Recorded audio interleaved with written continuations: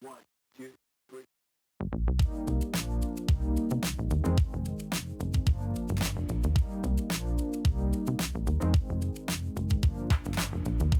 Oh, it's lovely. Oh, hi there, audience. I didn't see you. Welcome back to Stray Thoughts, Stray Theatre Company show all about the Auckland art scene. I'm your host, Sam, and joining me today, I have these two wonderful guests. Do you want to introduce yourself, guys? Hi, I'm Rose Herda, and I'm the director for Stray's next show, Much Ado About Nothing. Hello, I'm Jemma. I play Benedict in Rose Herda's production of Much Ado About Nothing. I'm Sam Meyerhoff. I have nothing to do with Rose Herda's Much Ado About Nothing, but we're going to ask them a bit about it all the same. So, let's just jump into it, I suppose. Much Ado About Nothing. It's a classic Shakespeare, but dare I say, maybe not quite as classic as some of the others, something like Romeo and Juliet. So, Rose, I'll kick this one off to you since you're a director. What is Much Ado about? What's the brief summary? What is Much Ado About? No, sorry. No, I have to cut that out. No, I walked into that one, that's fine. So yeah, Much Ado About Nothing is one of Shakespeare's main key kind of comedies. There's a lot going on in the show, so it kind of is hard to be able to summarize in one sentence like the star-crossed lovers of Romeo and Juliet or the fairies of Midsummer. It pretty much is a show about people being in love and things coming in the way of people being with their love. So there's lots of different connections going on. There's a lot of people causing havoc. And so it's just sort of about the little moments of beauty and the bigger sort of joyous conclusions at the end that you find. Sort of down to earth, you know. Yeah. And Jemma, this has been played dead straight, this production. So there's no twist. It's just original dress. We're ripping off Pop-Up Globe, correct? No.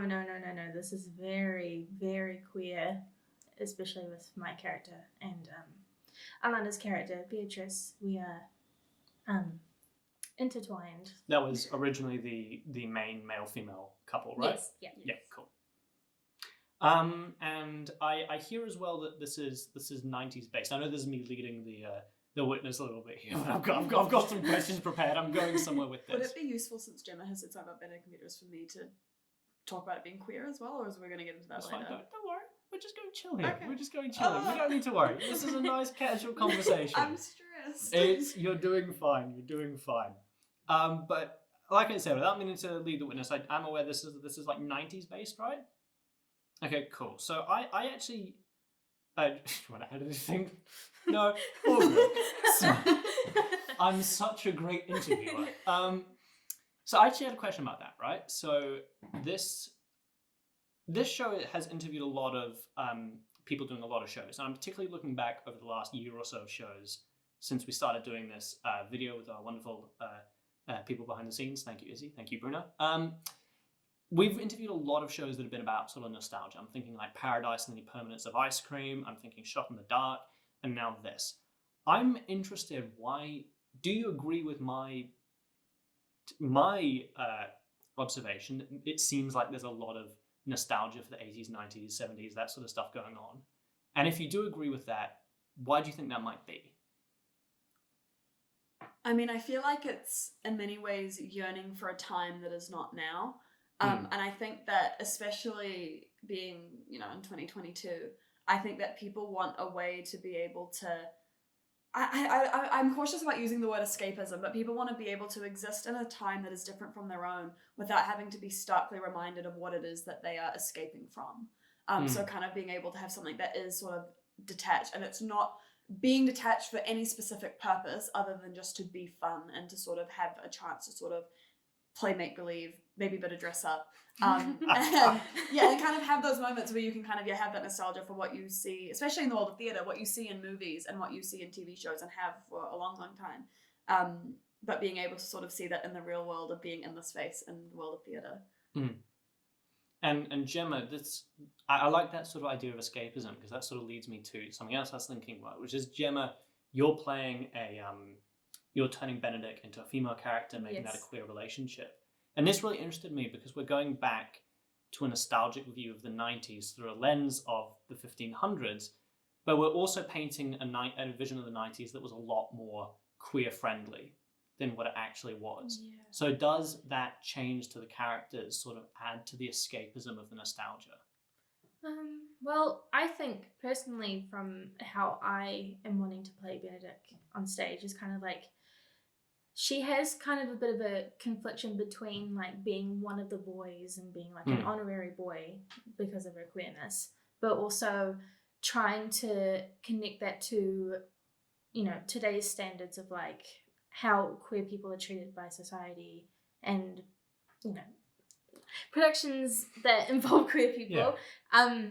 I just really like the idea that even though traditionally Benedict is played by a man and some of the dialogue originally is a bit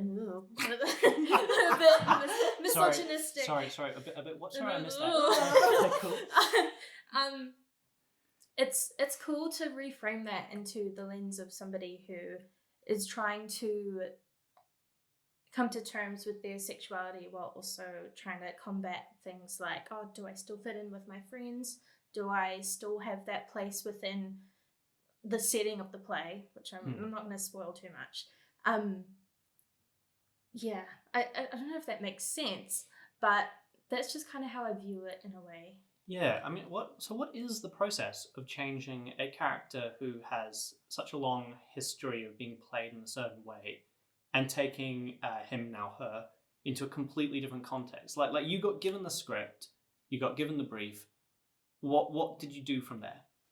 Well, I guess I tried to make it so that Benedict, who's traditionally like a bit of a player, very flirty with the ladies, but if you kind of mix that with a woman who is a lesbian in this production of it, it's very different to how it's originally played, but at the same time it's kind of like a representation of queer relationships sometimes, especially with the people around Benedict, especially like Beatrice. It's kind of like hinted that there's like something going on there previously before anything romantic happens. But yeah, I think it's funny to kind of twist that narrative from being like a very staunch masculine, oh, I'm really great with the ladies kind of person, and then kind of turning that into someone who's very conflicted with how they should treat other people,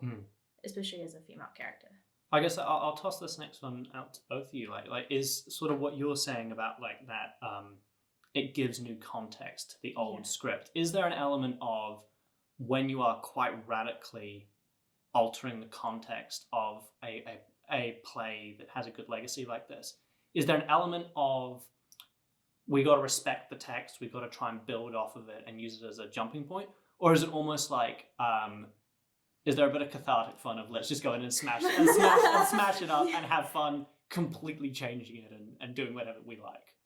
I mean, I think it's definitely a bit of both. I think that there is definitely a sense of play and a sense of, you know, this is a 400-plus-year-old text, you know, no one's going to be, there's no copyright, the person we need to appease, there's none of that. But at the same time, I think it definitely is that the original text is a starting off point, and I think that for, you know, countless, you know, decades, centuries, people have been finding new ways to do Shakespeare and new ways to contextualize Shakespeare, and I think this is just absolutely another instance of it.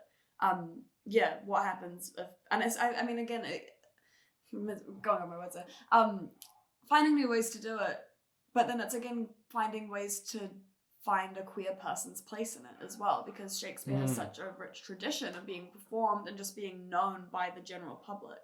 But there aren't really out queer characters obviously in it because of the time. So it kind of is finding ways to think, if Shakespeare was so good at capturing the human condition, how much is it kind of applying that human condition to different contexts that maybe weren't obviously originally represented in the play? Yeah, that's really interesting, because I sort of get one of the big questions that people often ask is like, why do you need to keep doing Shakespeare plays? Why is it relevant? Surely everyone's seen enough bloody productions of Romeo and Juliet and Macbeth, right? But do you think there is something unique about these characters, these stories, that makes them change their context, even somewhat over short periods of time? I mean, it's not that long since the Pop-Up Globe was doing productions of Much Ado. And yet, do you guys think that because of the change in circumstances, that there is genuinely something more that this play could tell us now that it couldn't a couple of years ago? Yeah, for sure. I think Shakespeare plays and everything, I think they're very versatile. And I think one of the main reasons why they're so successful is because of everyone's different interpretations of the dialogue and the situations within it. And really, you can just make it modern or make it extremely like truthful and classical to the point. But I think in like our context with Much Ado About Nothing, our production of it, it's kind of like a homage to what is familiar to us, but also trying to get that representation that we didn't have growing up, or at least not as much as we do today. Yeah, I mean, and I guess that sort of ties into to another sort of thing I was thinking about, which is when you're making something like this, how much does the show stand by itself, and how much does it rely on this legacy? I mean, like, I'll address this more to you, Rose, as the director. When you're making a show like this, how do you balance making it accessible to people that may not know all the history of Much Ado, maybe this is their first time seeing it, and how do you make it enjoyable for the nerds like me, who are just huge Shakespeare nerds and are always taking the fun out of everything and micro analyzing. Oh, they changed this line. Like, is there an element of having to balance for two very different audiences anytime you're going to do a Shakespeare play? Absolutely, but I would agree with what you just said, which is that I'm a nerd. No. Yes. I mean, if you're I'm a Shakespeare nerd too.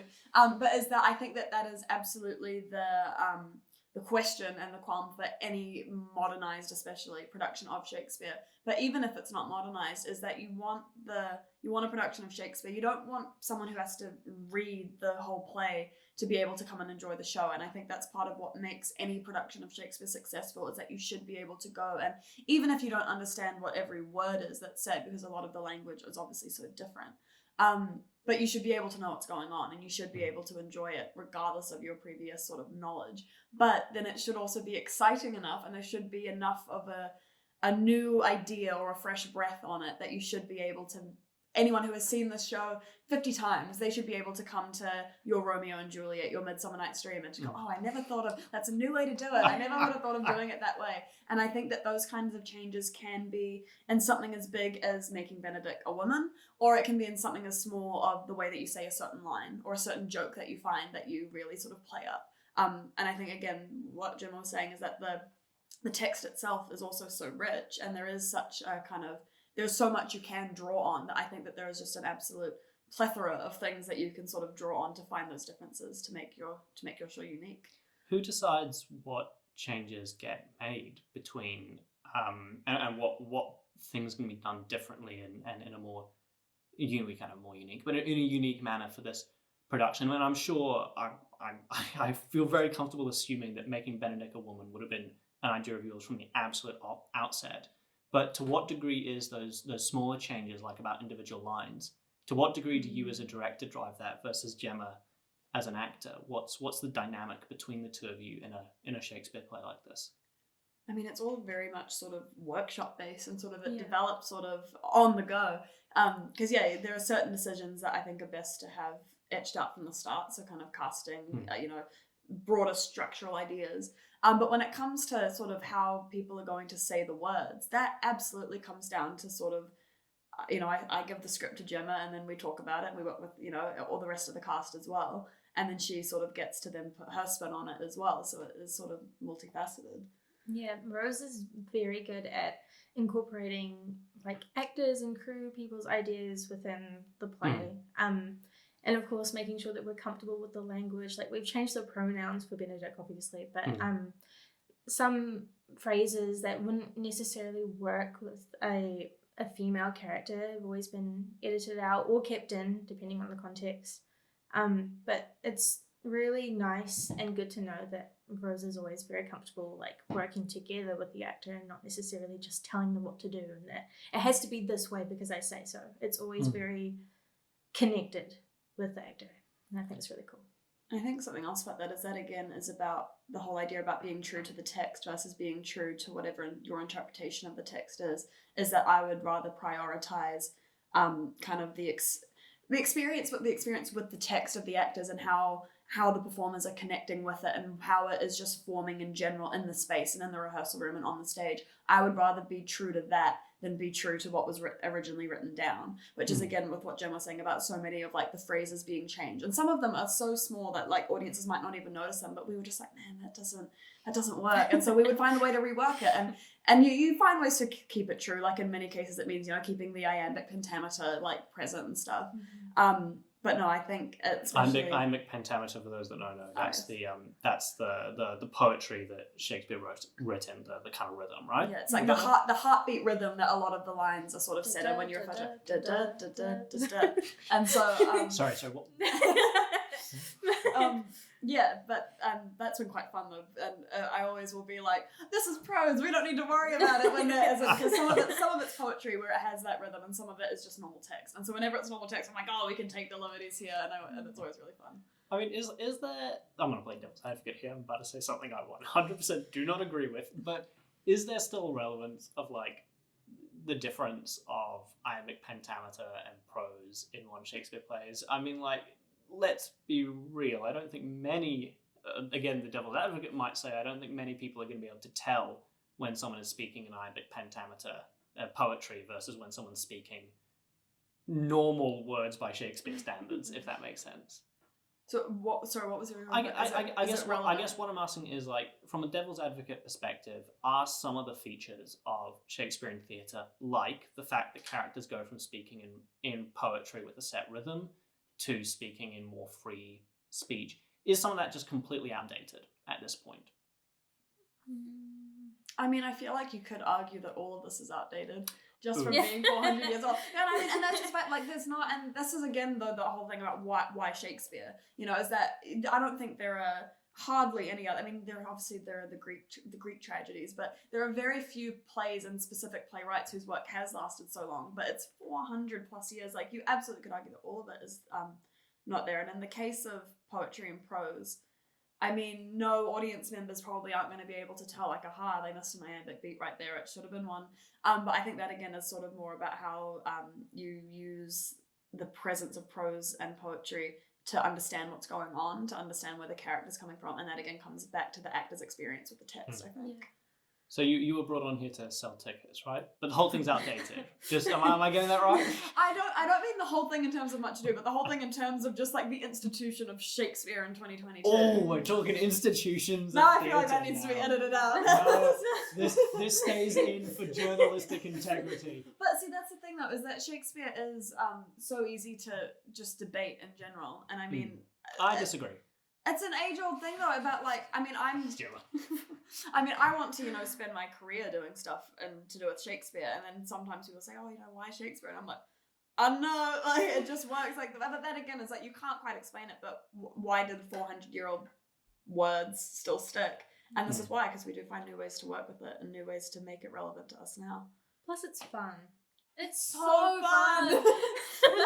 It's really fun to, you know, get into the head of somebody that, you know, lived 400 years ago and like the problems that they dealt with that, of course, people deal with today. So I feel like even though some of the language of it is outdated and a bit horrific in terms of like stuff that we don't need to talk about right now, but the joy that people get from watching Shakespeare plays, even if they don't understand the language, like it takes them 20 minutes to understand what's actually happening, it's still such a joy to watch actors, like as somebody that loves Shakespeare and loves performing, it's such a joy to see actors and people involved within drama enjoying themselves as well. And you can definitely see that in pretty much every adaptation of a Shakespeare play.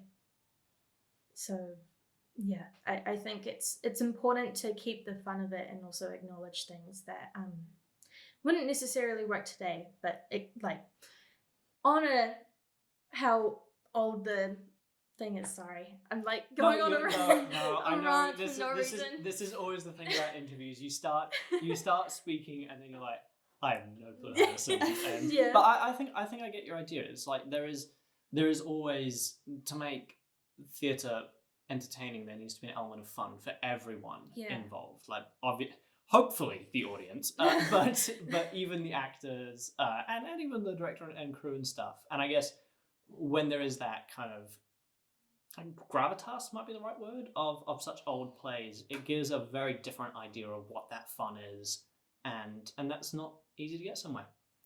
Get a lot of different expectations as well. Sorry to interrupt. No, go for it. Because what you're saying is about the gravitas of Shakespeare. People always have such strong expectations of what it should or shouldn't be. And if you ask two different people, there'll be two circles that don't overlap in a Venn diagram at all, depending on who you ask. So there's such a range of sort of ideas to cater to, and you can't cater to all of them as well. Yeah, no, everyone comes in as it is, or what should and shouldn't be, and it's like to be or not to be. That is the question. But just had to get that in. Well, I think this has been absolutely wonderful having you guys on. I love conversations like this. Honestly, I do, because you get into the more weird and out there conversations about theatre of like, why are we even still doing this? Why are we here? But I thought you guys had a lot to add, and I certainly feel a lot smarter than I was. So just to finish off, I mean, tell the camera, where can people find tickets? What should people do now? Buy tickets to Much Ado About Nothing. Tickets available. The link is available through any of Stray Theatre's websites, socials, any of that. We're on the 19th to the 21st of May at the Tuning Fork in Auckland CBD. You should come along. It's going to be a good time. Please come see it. Come see Jemma. It'd be really cool to, be able to do something like this again in the near future. Yeah. Well, thank you very much. It has been an absolute pleasure having you guys on, and thank you very much, audience, for watching. It's been a fun time. I hope you've had a fun time as well. So we'll see you next time. Have a good one.